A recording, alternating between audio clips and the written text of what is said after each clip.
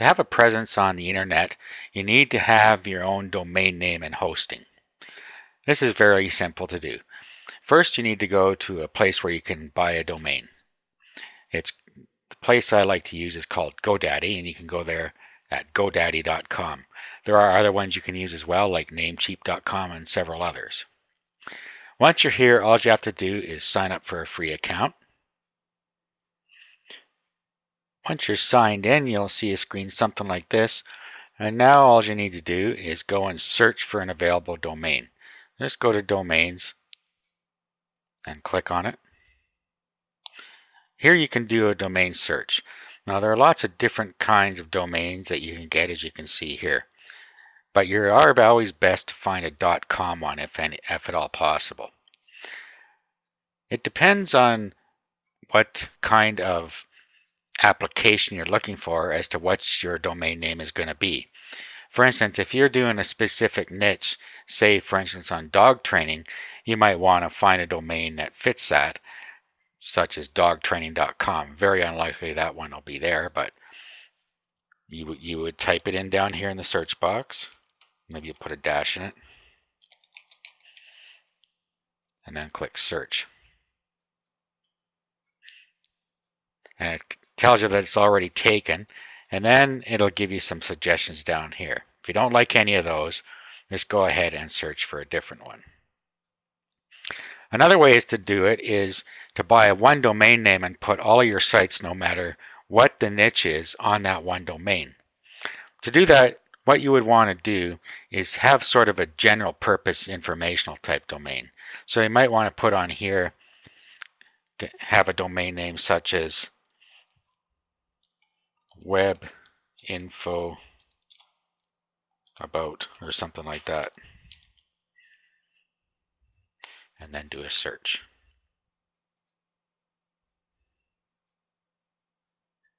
Okay, so at this point, webinfoabout.com is available. So if you registered that, you could put your sites into subfolders. For instance, if you had your first site was going to be on dogs, you could have your website for that webinfoabout.com/dogs. If your next website you put up is on jewelry, you could have webinfoabout.com/jewelry, etc. So you could put an unlimited number of sites on one domain if you wanted to do it that way. This will save you some money. It isn't quite effective as buying one domain for each site, but it is a way to get started very cheaply. Domains generally cost about $9.95 per year to register it. After you've registered your domain, you need to go and find a hosting provider. Just below this video, we have a suggestion for you to use. That hosting provider has cPanel hosting with Fantastico on a Linux server, and that's what we suggest that you use. Now, once you've gone and set up your hosting, all you do is you pay for the package you want, and they'll ask you how many gigabytes you want of disk space and bandwidth and so on. Bandwidth is the amount of data transfer or the amount of traffic that you're allowed on your website. Once you've done that, they will email you or tell you what you need to set your name servers to. This makes your domain point at your hosting account. It generally takes up to 24 to 48 hours for your domain to point there. So now what you do is you go and find the domain. So you go to My Domains, and a list will come up. And here's a list of domains here.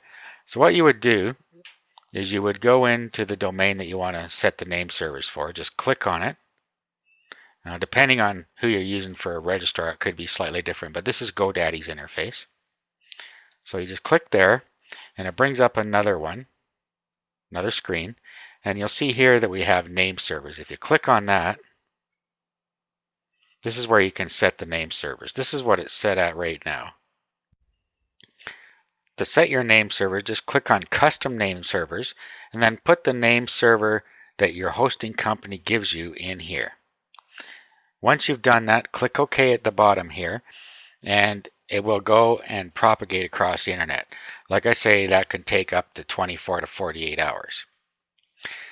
A note about finding hosting: you should go with some Linux hosting. with cPanel.